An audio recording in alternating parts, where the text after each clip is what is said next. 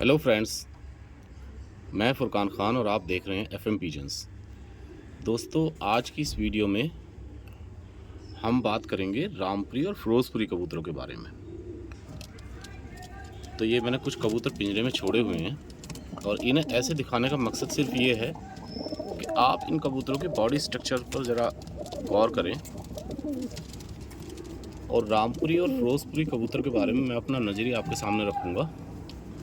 फिर आप दोस्तों ने भी बताना है कमेंट करके कि आपका नज़रिया क्या है। ये वीडियो इस तरह पिंजरे में खड़े करके बनाने का मकसद ये है कि आप इन कबूतरों की बॉडी स्ट्रक्चर को ज़रा देख लें एक बार वीडियो के स्टार्ट होने से पहले। तो वीडियो को स्टार्ट करते हैं। ये आप मेरे हाथ में कबूतर देख रहे हैं, ये रामपुरी कबूतर है। और अभी जो मैंने आपको पिंजरे में खड़े करके कुछ कबूतर दिखाए ना, इसकी स्ट्रक्चर में और उसकी स्ट्रक्चर में आप अगर गौर से देखें तो ज़मीन आसमान का फ़र्क दिख रहा होगा। तो मेरा दोस्तों नज़रिया ये है रामपुरी और फिरोजपुरी कबूतरों के बारे में। कुछ लोग तो ये कहते हैं कि रामपुरी और फिरोजपुरी कबूतर एक ही हैं, रामपुरी कबूतरों से ही फिरोजपुरी कबूतर बने हैं। कुछ लोगों का ये मानना है नहीं, रामपुरी कबूतर अलग हैं और फिरोजपुरी कबूतर अलग हैं। फिरोजपुरी वो कबूतर हैं जो फिरोजपुर में डेवलप हुए।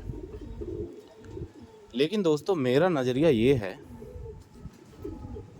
कि रामपुरी और फिरोजपुरी कबूतर ये ब्लड अलग थे, अलग ब्लड एक ही शहर में मौजूद थे, यानी कि रामपुर में। जो रामपुरी ब्लड था वो रामपुर ही बना रहा, यानी कि रामपुरी कबूतर ही कहलाए, जिनके सर के स्ट्रक्चर, जिनकी छाती का स्ट्रक्चर, खड़े होने का अंदाज, भारी भरकम बदन, वो टिपिकल रामपुरी कहलाए इंडिया में, जिन्हें हम आज भी उसी पहचान से जानते हैं। लेकिन जो एक दूसरा ब्लड था, दूसरे कबूतर के साथ ही उस चीज़ को एक्सप्लेन करता हूँ मैं आपको। दोस्तों, जो एक दूसरा ब्लड था, जो ब्लड मैं मानता हूँ कैसे कभी किसी दौर में जैसे भी पहुँचा, जब भी पहुँचा, जो फिरोजपुर पहुँचा, वो स्लीकर वजूद का कबूतर था।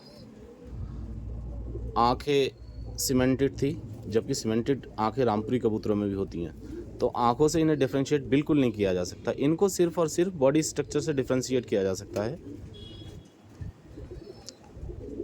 जो पतले वजूद के ऊंची खड़ान वाले सीमेंटेड आँखों वाले कबूतर थे, वो फिरोजपुर पहुँचे, जैसे भी पहुँचे, जब भी पहुँचे, जिस दौर में भी पहुँचे, वो कबूतर वहीं से फिरोजपुर में आगे डेवलप हुए।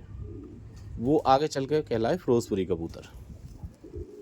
ये जो कबूतर आप मेरे हाथ में देख रहे हैं, आपने पिंजरे में खड़ा हुआ देखा होगा, इसकी बॉडी स्ट्रक्चर टिपिकल रामपुरी कबूतर से बिल्कुल अलग है। और ये कबूतर मेरे पास कोई फिरोजपुर से नहीं आए, ये सारे के सारे कबूतर मैंने रामपुर से ही ख़रीदे हैं। अगर आप देखें ना, तो इसकी चोंच की जो बनावट है ना, वो भी कहीं ना कहीं पाकिस्तानी कबूतरों में मेल खाती है।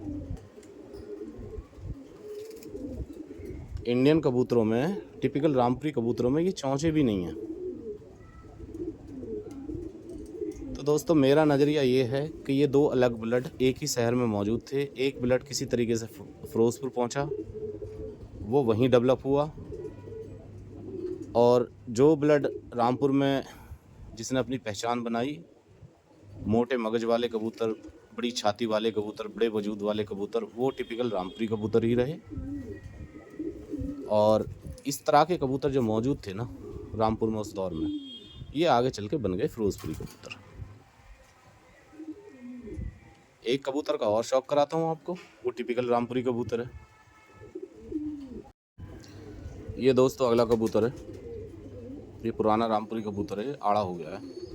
तो ये कबूतर और वो जो पहला कबूतर दिखाया, उनके सर की बनावट, हर चीज़ में बहुत फ़र्क है।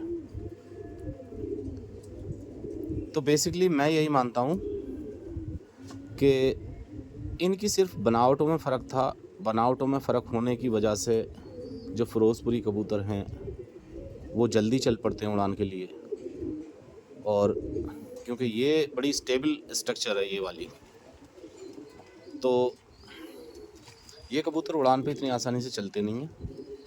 पर इसका मतलब ये नहीं है कि ये कबूतर उड़ते नहीं, उड़ते भी पूरे हैं जब उड़ते हैं तो दोस्तों ये थी छोटी सी वीडियो। अगर आपको पसंद आई हो और आपकी क्या राय है इस बारे में कमेंट करके बताएं मेरे को। Okay friends, thank you for watching.